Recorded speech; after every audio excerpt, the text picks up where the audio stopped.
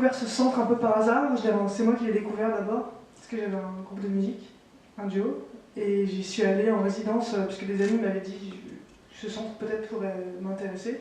Donc j'y suis allée et j'ai rencontré tous les jeunes du film à l'occasion d'un atelier musique, et qui s'est transformé en bœuf musical.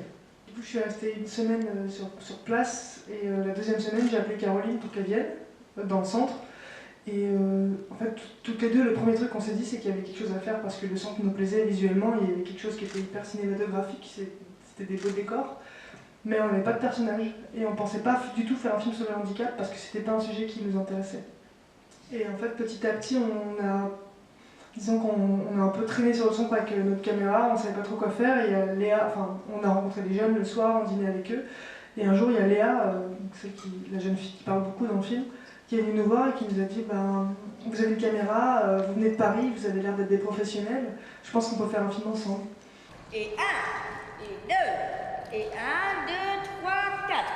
Daille-moi les hanches à la hache, j'ai pour manger de chocolat. En fait, c'est le sujet en fait, qui nous a amené à faire ça. Après, c'est vrai qu'on aime bien intervenir dans le documentaire.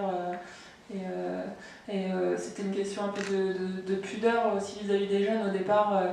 C'est quand même des déficients visuels, donc on se disait faire un film avec eux, voilà, il fallait trouver une manière de faire. On voulait vraiment qu'ils participent au film, quoi, ils avaient envie de montrer certaines choses et ils amenaient des idées.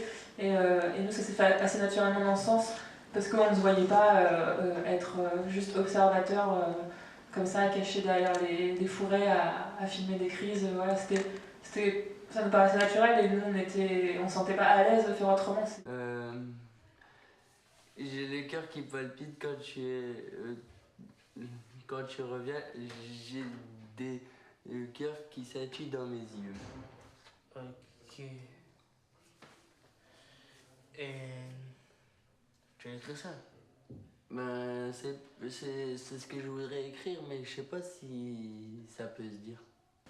Et après, la plupart des jeunes qu'on voit dans le film, ils font partie d'un groupe qui s'appelle le groupe Autonome, qui venait juste d'être créé. Et c'est-à-dire qu'eux sont destinés à aller en ESAT, c'est le centre de travail. Et avec Caroline, on s'était dit qu'on ne sortirait pas du centre. C'était une des règles qu'on s'était données, qu'on restait dans le centre. Mais quand on a découvert que c'était un peu ça, la seule possibilité de carrière, c'était ce centre de travail où on va mettre des vis dans des boîtes pour le restaurant de séjour, on s'est dit qu'il fallait sortir pour filmer ça. Et effectivement, pour la plupart des jeunes du groupe Autonome, c'est ça ils sont destinés soit à aller en ESAT, soit à retourner chez leurs parents, soit à aller dans un centre pour adultes, où ils ne vont pas travailler, ils vont être pareil entretenus. On a au moins une bonne nouvelle, c'est que Léa en fait, vient d'être acceptée dans un des seuls centres en France qui est un ESAT de théâtre. En fait. C'est une scène nationale avec une troupe de théâtre de comédiens professionnels. Et elle va être intégrée à cette équipe où les places sont vraiment hyper chères. Donc c'est peut-être une des seules qui va changer un peu de voix et peut-être faire carrière justement. Je voudrais être chanteuse plus tard, mais le souci c'est que je l'ai demandé, mais le souci c'est que je pourrais pas parce qu'en fait, il faut passer les études à Paris. Puis c'est pas évident parce qu'il faut déjà il faut avoir une belle voix.